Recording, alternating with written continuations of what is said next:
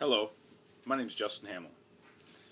Do you dread lost work hours, lost family time, or maybe your concerns are a little deeper rooted in the health and well-being of loved ones?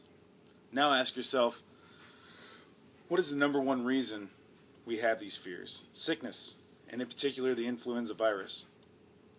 We all see the ads every year encouraging Americans to receive their seasonal flu vaccines. Why should we receive these recommended immunizations? Today I will be covering the reasons why we should get these immunizations, how the influenza immunization is developed and formulated, and who is most susceptible to to ill effects of the influenza virus.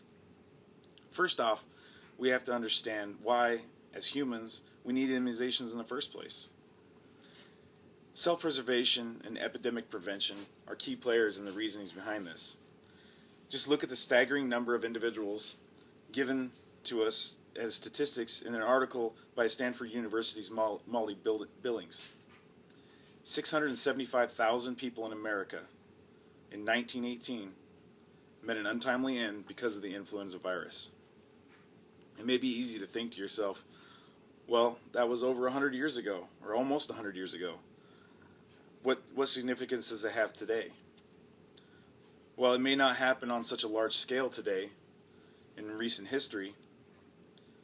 This is in large part in thanks to the immunizations that we receive every year and preventative measures that we've made and taken. Humans have an innate fear of the unknown, in particular death. 100 years ago, the dispersal of information from, say, 10 people that died of influenza in Florida all the way up to Washington State, it may have taken weeks, or we may never even have heard about it.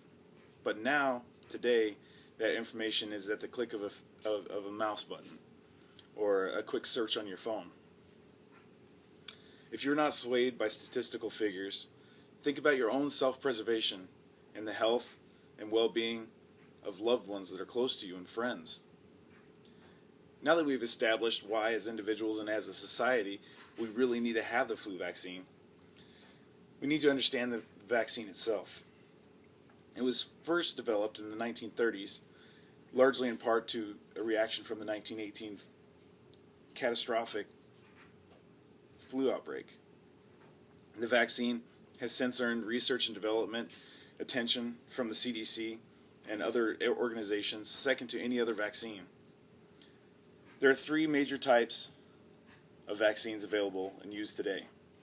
According to the Center for Disease Control, the first is developed in a chicken egg. The flu virus is injected into the chicken egg. The antigens that are developed within that chicken egg are extracted, and those antigens are then bottled in a vial and sent out to dispersal throughout the U.S. and all over the world for that matter. The second type is again started in a chicken egg, but that is pulled out early, and those early antigens are then cultured in mammal cells. And the last type is a recombinant vaccine. This type uses naturally occurring flu antigens that are grown with the assistance of insect cells. By doing this, they eliminate any use of a chicken egg in the development of the vaccine itself. And it also eliminates any possible adverse reactions from allergies that individuals may have because of the vaccine being developed in a chicken egg. With a firm understanding of where the flu vaccine comes from and who needs it, we need to ask ourselves, who is the most susceptible?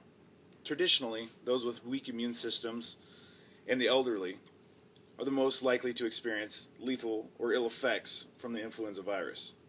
According to a report in Fox News Health, children under 5 years of age are still developing their immune systems, and those over 65 have a weak and waning immune system after being worked so hard and diligent for so many years. However, in recent years, the virus strains resistant to the current available vaccinations have presented themselves. Even healthy individuals are getting sick. The flu virus is not the same every year, and vaccines are always changing as reactionary steps to what virus is presented that particular year, in that particular flu season. So it's important to receive the current year's vaccination.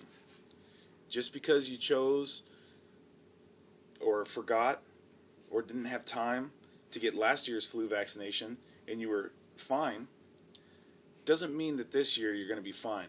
Because like I said, the flu is always changing. Having gone over why we get immunizations for the flu vaccine, how the flu vaccine is developed, and who is most susceptible to the flu virus, it is your responsibility to ensure that you are immunized, as well as your children and elderly family members.